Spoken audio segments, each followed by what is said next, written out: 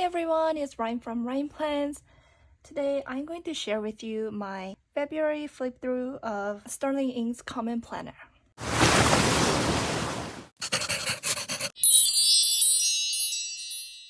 So let's get started. I have been using the same cover as the last month. I absolutely love how it's holding up.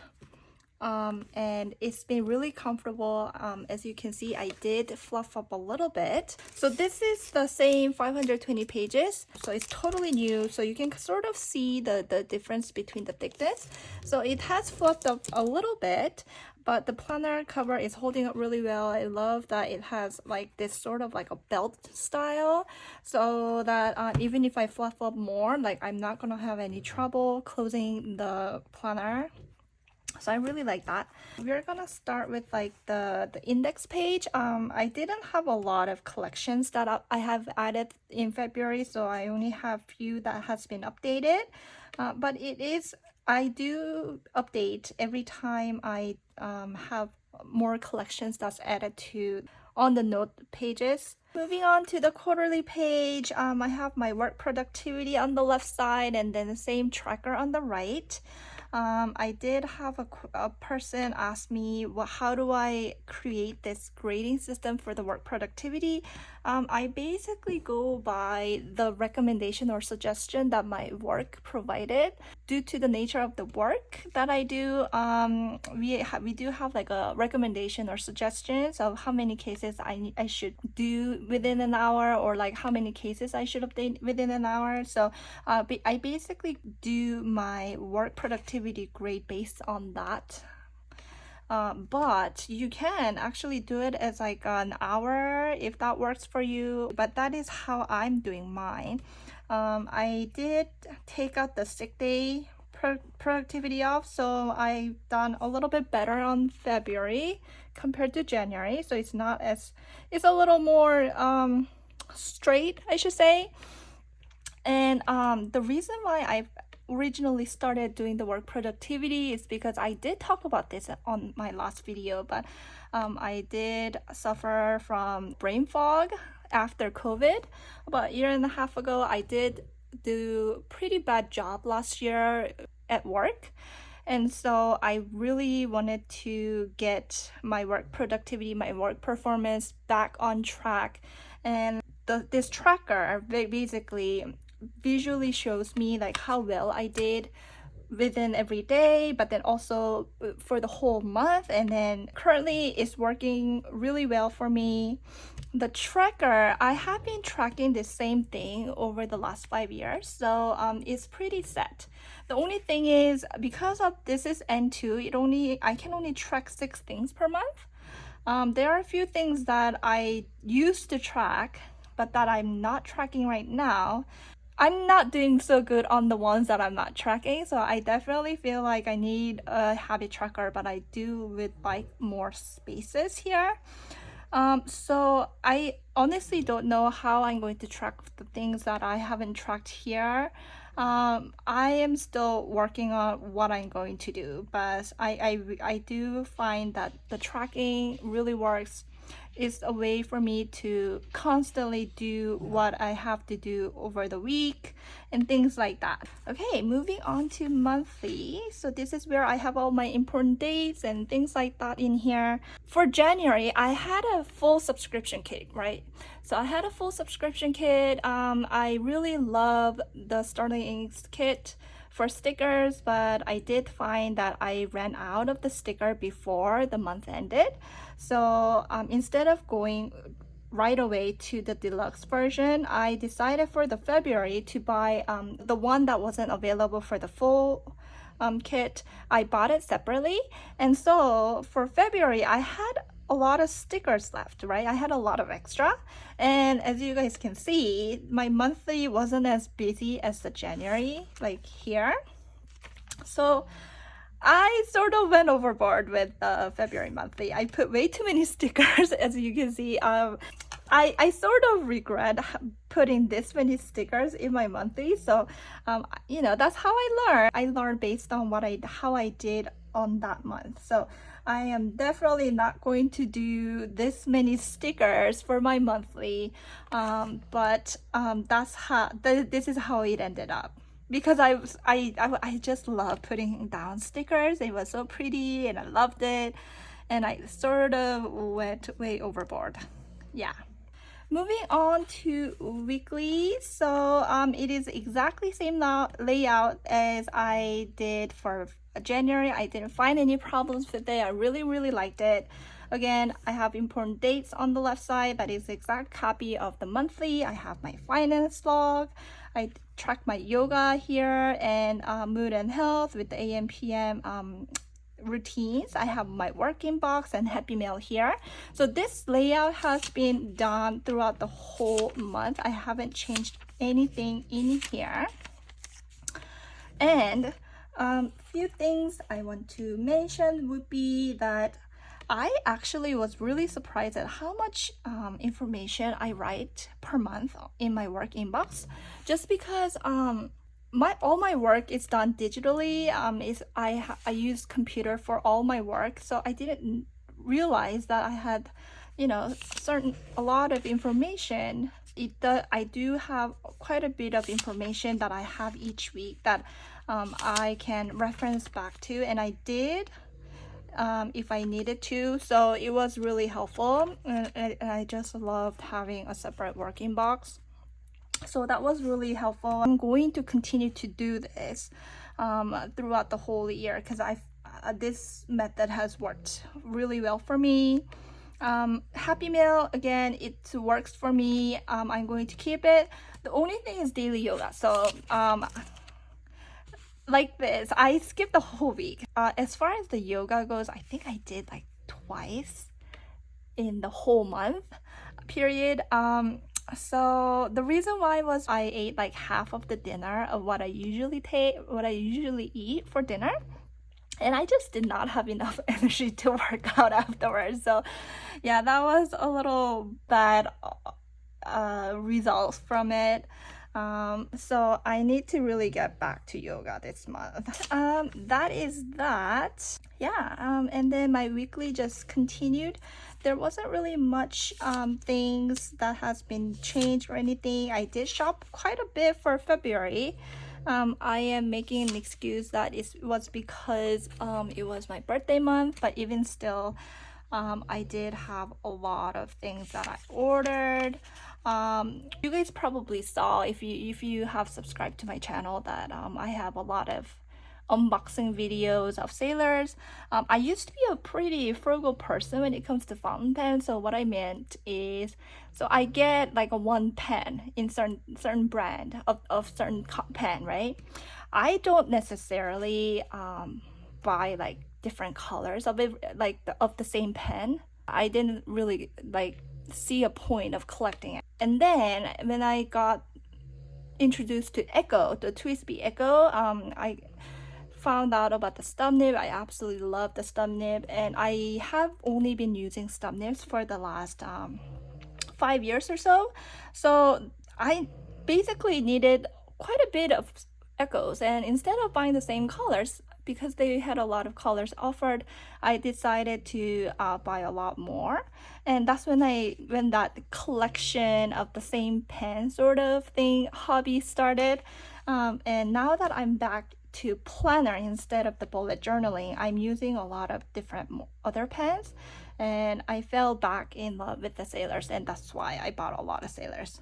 But anyway, those it could be an excuse, but I'm still trying to get a good collection of like number of sailors that I want to rotate through, and then after that I might just, I will eventually sort of, slim down on the number of pens that I get. But yeah, I did go through that pen buying fever phase right now, so but no regrets. I absolutely loved every single one of the pens that I got, so that is that. I don't know if you guys know about this. The reason why I always have this is because this is a blotting paper. This is by the brand called Urban.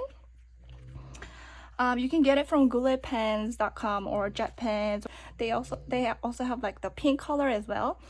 It looks pretty dirty, and the reason why is because I sort of use this as like a, you know, like to sort of prime the pen.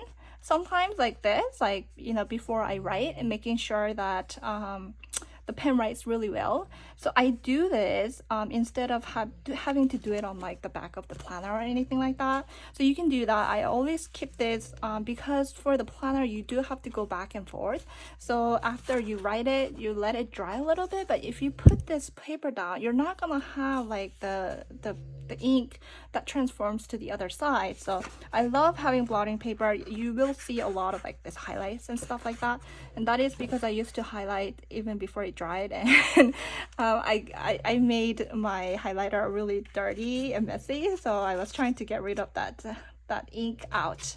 And so you're seeing this. Basically it comes in like this. The blotting paper does come a little bit smaller than A5. So this is the size you get. So I basically cut down to, depending on like the size, I don't do exactly the same size of the paper. I just approximate and just cut it. Like it doesn't need to be pretty or anything. I just stick it in here. So you will see a lot of blotting paper. I don't know how often people change this blotting paper, but I usually just keep it in here for about a year or so. So I mean, not being frugal, I just don't feel like I need a new one. Even though it has so many things, it still absorbs the ink that is not fully dry, so I don't have any problem. And that's why it's really dirty. So excuse this dirtiness. It doesn't really affect my planner. So that is that. Moving on to the notes section, this is where I have my daily logs and collections. The page right here, this is the vellum that I printed off from the freebies that Starling Inks provide. It's in the week size, the same thing as the planner. I use a die cut sticker that comes with the kit, as well as that edge stickers. I always use 2 edge stickers on the left side with the die stickers. I usually have monthly goals for the cover page, but instead of doing that, I decided to just do the birthday month. So I didn't really want to like set like a specific goals for February. Instead, like I just decided to just continue the January goals and just dedicate this cover page for me. Moving on to the daily logs, so I basically do my daily logs just like the way you would do the bullet journaling. If you're not familiar with it, just start with, you know, waking up at a certain time and just write every single thing that happened, whether if you ate something, if you have done something, if you felt something, like if you spent something, like do that for a few days and then assess it, right? So assess what you did, and then you can, if you feel like that is totally unnecessary for like a record keeping or memory keeping, or just as a record, or you just don't want that in your planner, just cross that out, you know? And then on the next few days, don't write the ones that you crossed out on the previous ones that you felt like you didn't need it, and just add or just keep it at that amount of what you did, and then sort of build your own system based on that. And so basically you can pretty much write anything you want in your daily logs, because obviously at the end of the day it is your daily logs. So you do want to, you basically write whatever that is helpful to you. And so that's what I did for my daily logs. They are pretty repetitive, but I don't have any problems with it. Eventually, when I just move on to one planner system, this daily is going to change a little bit. But until then, this is how it's going. So let's talk about a little bit about the pens and the nibs that I used in the daily, because February was the month that I had to change a lot of different, like that I tested a lot of pens on. So until, let me see. So until here, I used Signals 0.38. As you can see, it's pretty thin, it's very clean. I love the look of it, but I did want to use more fountain pen, so I decided to change it. And because I bought the Pilot Vanishing Point and I already own the dupe of that VP, which is called Mahjong A2. Also, some people call it Moonman A2. So Moonman was the previous name of the Mahjong, but it's the same thing. But anyway, so I decided to ink that up and I used it. So this is the Mahjong A2 extra fine. I ended up not filming the comparison video, by the way, because my Mahjong A2 sort of stopped working, so I had to return it. But that is the Mahjong A2 in extra fine.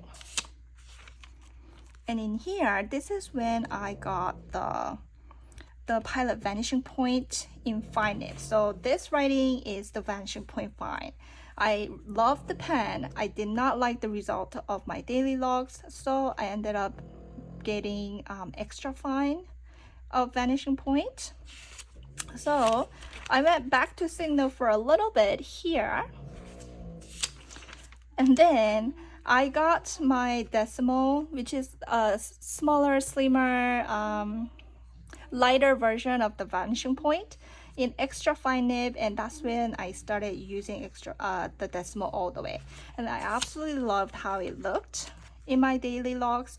It looked clean. It looked exactly the way the Signal 0.38 is. If you want to reference it, again, the Signal 0.38 is about the similar size to the Decimal's extra fine. If you want it a little bit thicker, as in like 0.5, I would go with the fine nib.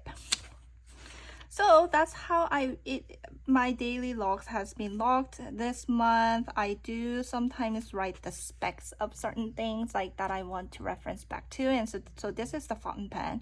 And the things that's really important to me, other than the price, is the weight of the pen and the length of the pen. So for the fountain pen specs, this collection basically has all the information that I look for when I buy the fountain pens. That way I can sort of compare this to the pens that I plan to get if I decide to get something else. Other than that, they are all written with the decimal here. And I did have a little bit of a space that I didn't know what to do with, so I just did, like, since I'm going through that sailor phase, I wrote Sailor Per Gear here, and just wrote down the colors that they launched since the June of the 22, and I underlined the ones that I wanted to get. I wasn't able to buy every single one of the ones that I wanted to get, and so I basically chose the one that I wanted more than the others, basically. So yep, that is my main planner. I don't have anything else in the back. This is the main planner. Let's move on to the B6. Same, this is the Libertas cover. It's the same leather as my e-tube. This is the Chevrolet leather in lichen. It's sort of like a dark, sheeny, sage green colors, as you can see here. All right, let's start with the quarterly page. This page has my mood and health tracker. The interesting thing I do find is that my mood is definitely affected by my health. If I feel great, like the body wise, I definitely feel much happier. If I don't feel good, obviously I'm going to feel miserable. So it sort of does reflect that, but my February was pretty happy month. With the mood of 4.55 and health of 4.7. I think I was really happy because I bought so many things that I wanted to buy, to be honest. I'm a little scared that I'm becoming shopaholic, but here is my monthly. So for the monthly, I basically use the highlight of the day, and I sort of stopped doing that hand lettering in the middle of certain things. Like for January, I did a lot of hand lettering on things that I wanted to like highlight, like the word as like bold letter. I didn't do that in February, and I actually like this a little bit better. It just feels a little more organized. It just feels a little more cleaner. So I think I'm not going to do that hand lettering like this one here. Instead, I'm just going to write like just with the same pen. This one is done with the extra fine. This is done with the fine nib of the decimal or the vanishing point. I don't have a preference. Obviously, I can write a little bit more with extra fine than the fine, but I have no problem using fine nib for this monthly. And I really like how it came out.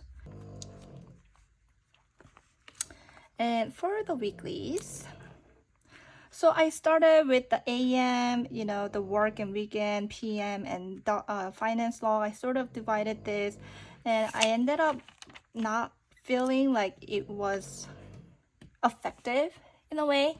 It just wasn't as functional. So I tried the to-do list on the top with like a different section in the bottom, like this one. And I absolutely loved this layout. After I tried it, it really worked. I really felt like I could definitely add, combine the whole main planner system. So of the weekly and daily. Obviously, I did have to take out most of the daily logs that was repetitive. I only wrote more of a to-do list.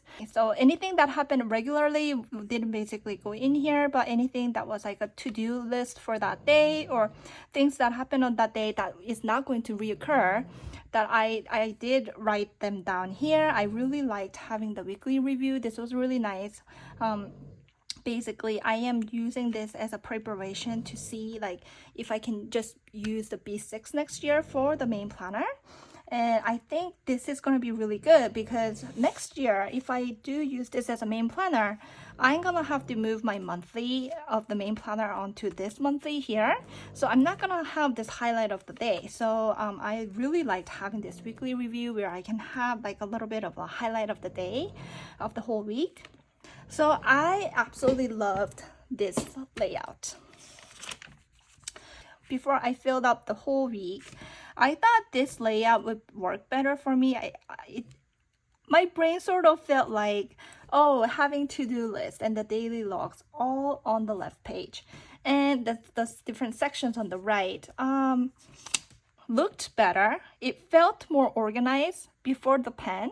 But interesting thing is, when I actually started using it, I really liked having this layout. So this to do and then the different section in the on the bottom instead of having, you know, the left and right. I really did prefer the top and bottom. Now I didn't finish this week because I was actually going to film this video on weekends. Unfortunately, I got sick, so I wasn't able to do any of this. So I need to go back and refill this. I don't like to back plan, but it is what it is. So it is blank, but I absolutely did love using this layout. So in March section, except for the one that we did together, which is here, I am going to go and use this layout. So you're going to see a lot more of this layout. Probably all of the layout is going to be like this. That was the weekly.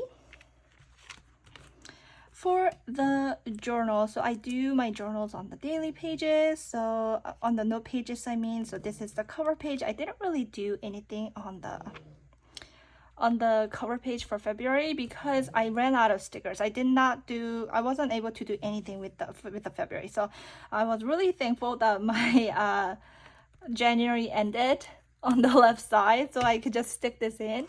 Actually, if you look here, my January journal sort of continues up to here. So this is the January 31st.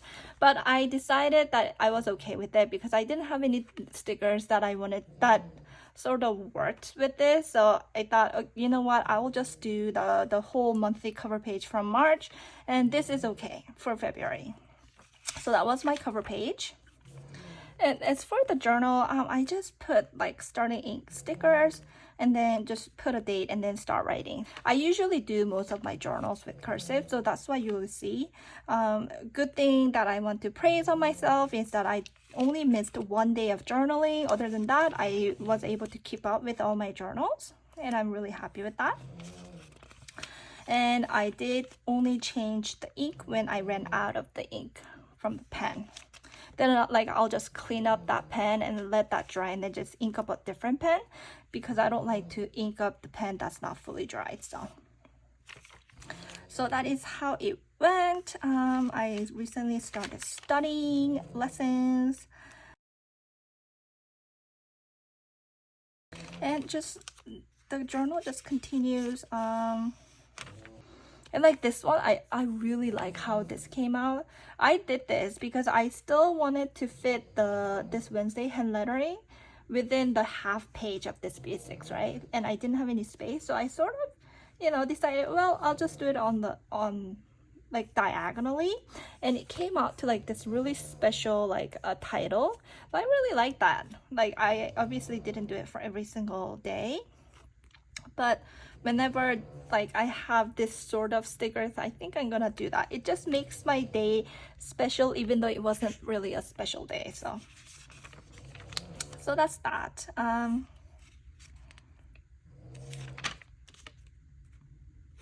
Oh, and then I sort of changed my title here. So what happened was I saw on Instagram that do her journal like title, or like her planner titles and stuff in Gothic font, and I was really intrigued because I actually practiced Old English font way back. I sort of adapted a little bit of her Gothic font, but I made it into Old English font, which I'm more used to. So I tried doing like a little like a title or like a little quote or something, just, you know, I just wanted to use the font, right? So I did this and I really liked how it looks, but I sort of feel like the cursive doesn't go as well. It's not as nice looking with the cursive. Like hand lettering actually matches the cursive more. So I might, because I want to use more of the old English font and then sort of practice more, because obviously it's not perfect. I'm just, you know, getting used to using this writing style again.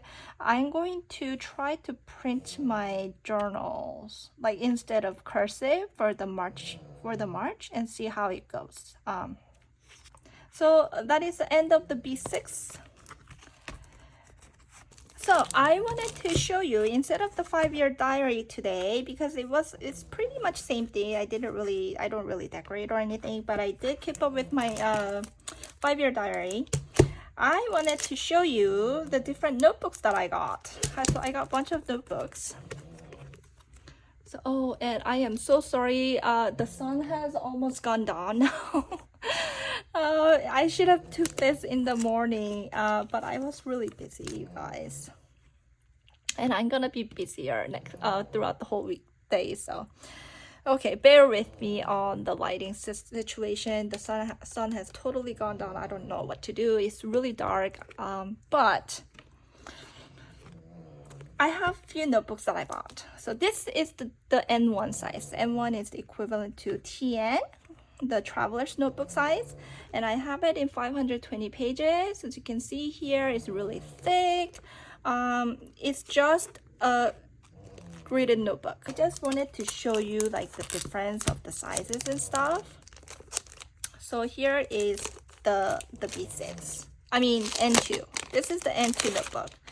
And this one is again 120 pages with the gold edges. And this is the size. If you see, it's a little bit shorter. It's about an inch. I think it's about an inch shorter, a little less than an inch narrower. So this is how it looks between the N1 and N2. And then I got, I sort of felt like 520 pages of notes were a little too much for the notebook. So I got the compact one. They're all notebook, they're not planners. This is N2, so it's an exact size. But the width, as you can see, is a lot thinner. So it's about half of the N2 here, the full pages. So it's about, I think this is 272 pages, so it's a little bit thinner. It's a lot thinner actually.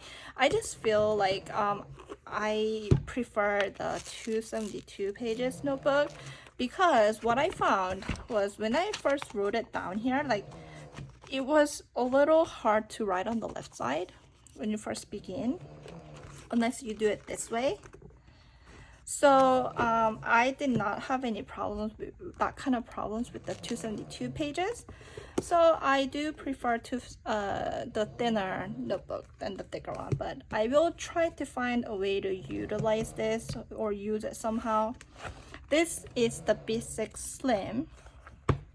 So the interesting thing is they are, here I'm gonna take out the blotting paper. I'm using actually this notebook.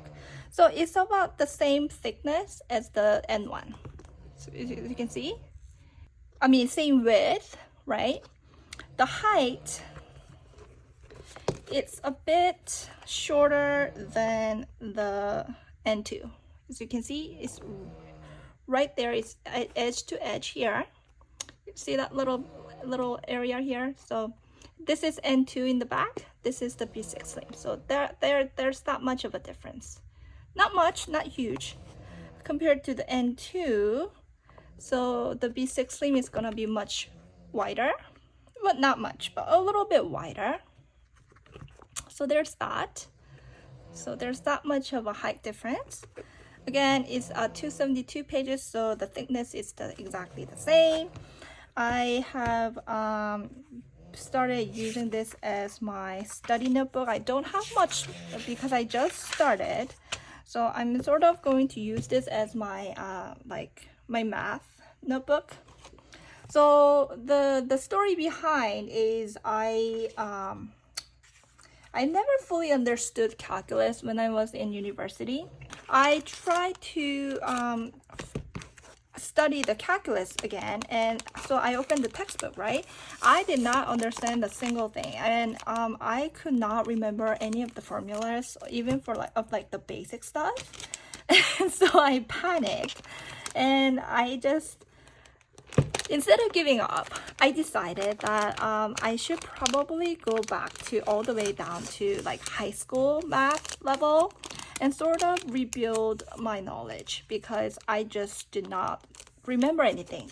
The nice thing though is the lessons are going a lot faster just because I've already learned it in the past. So I just forgot it. I did understand the concept back then, so I had no problem understanding it. So yeah, I am starting from the very basic algebra basics, which is really easy, so which makes it really fun. But yeah, so that is what I'm doing right now. I'm going to go through the algebra basic. I'll do the geometry, trigonometry, pre-calculus, and then go back to that calculus, which is what I plan to do. After that, I'm thinking about doing my chemistry classes again. So the college chemistry, I'm hoping, because it's my favorite subject. I know you guys are gonna call me nurse for that.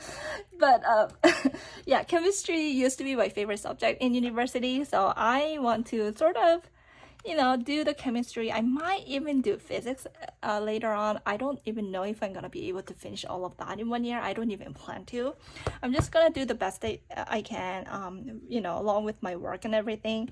But that is the study goals. That is the goal for my studying. So I am going to use this for my math if I have enough space in the later. So I mean, I have to cover like 4 or 5 subjects in here. So I might be able to finish the whole book, and I might run out of space, or I might just not even write half of the notebooks. I don't know. But once I run out, I'm probably gonna use one of these notebooks. Other than that, I have zero plans of why I bought this notebook in the first place. I just bought it because I wanted them. No other reasons. So there's that.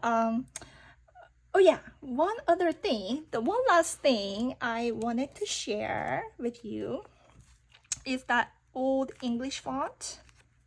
I don't know if you guys are interested in this sort of font, but this is the alphabet that I plan to use. So it's not an exact font of Old English or Gothic or anything like that.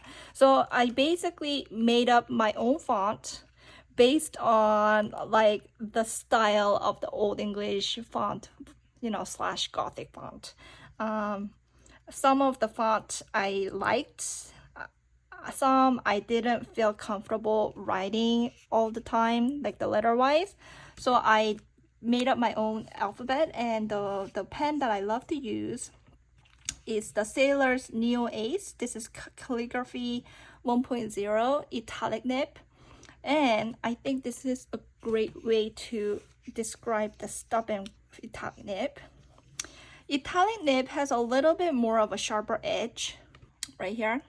It has that sharper edge compared to the stub. So here is the stub. Can you see? It's a little bit rounded on the corner compared to the italic nib. It's a bit square-ish, right? It's a little more edgy. And so what that means is you're gonna have a little bit of more resistance when you try to draw like a circles or things that are more rounded. So it's going to look more crisp with the italic nib. So the more edgier, the more you're gonna have a crisp line, and the difference between the downstroke and the side line. So I don't have problems using stub nib as a cursive. So you can actually do cursive with this without any problems. Italic nib is a little bit of a struggle. Not too much. You can still do it, but I don't prefer to use cursive with the italic nib. And because of that feature, you can actually make this like, you see that like that blocked letters has like more crisp lines. I think it's just easier to use italic nib over stub. Now, if you only have stub, you can obviously do that font with the stub, no problems. Here, I'll show you.